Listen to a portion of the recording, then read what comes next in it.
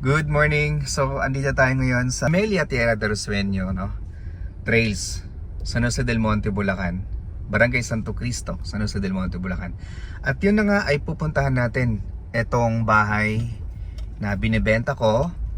5 million pesos po ito. So, 3 bedroom siya. Single attached unit, 2 toilet and bath.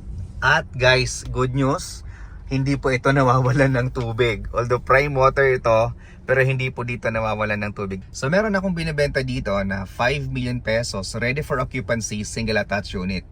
Okay? Eto siya. Ayan. So yan, papasukin natin ngayon. Yan.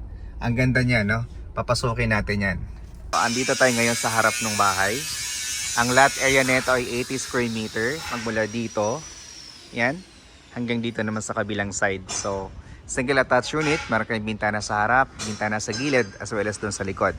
So, mas maaliwalas ito. Ang selling price nito ay 5 million pesos. Minimum lot area ay 80 square meter. Ang floor area naman po ay nasa 63 square meter. So, complete na pong i-turn over sa inyo. Kulang na lang dyan is yung fence and gate. Tapos, syempre, check din natin yung neighborhood natin. Ayan. Ayan siya. Okay. So, pasukin na natin. Okay, so sa front, meron kayong space for your landscape area. Then this side, para naman to sa inyong parking lot.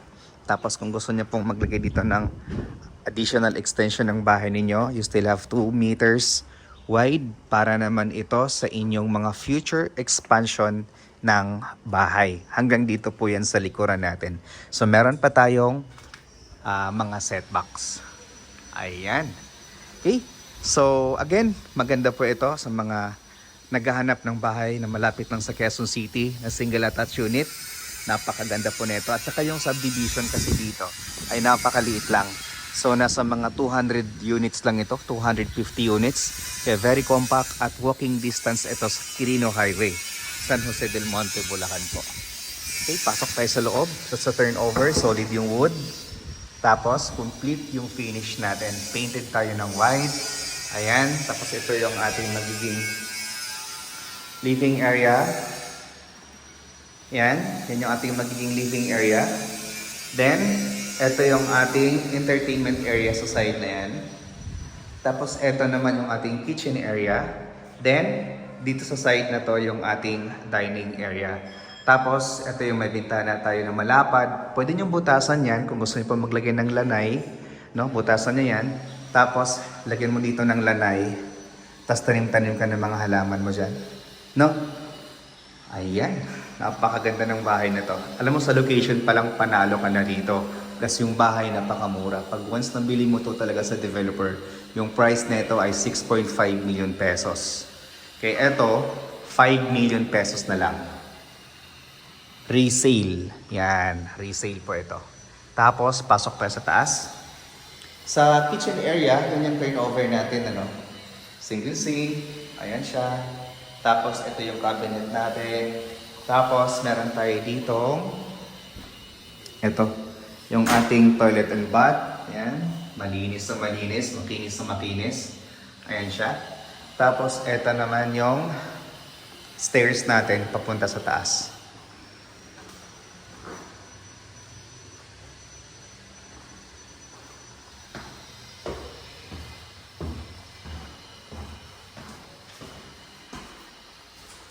Toilet and bath, common, ayan siya.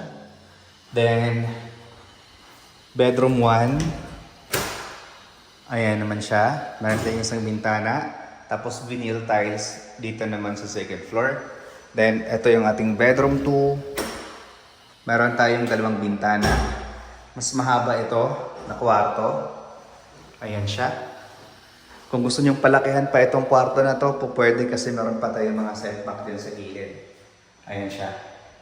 Tapos, ito naman yung ating master bedroom. Ayan. Master bedroom, meron tayong 2 bintana. Okay. So again guys, this house is selling at a price of 5 million pesos. So ilagay ko na lang dito sa gilid yung sample computation niya. This is ready for occupancy. Down payment natin dito ay 1 million pesos. Then yung remaining balance na 4 million yun yung iluluhon natin sa bank.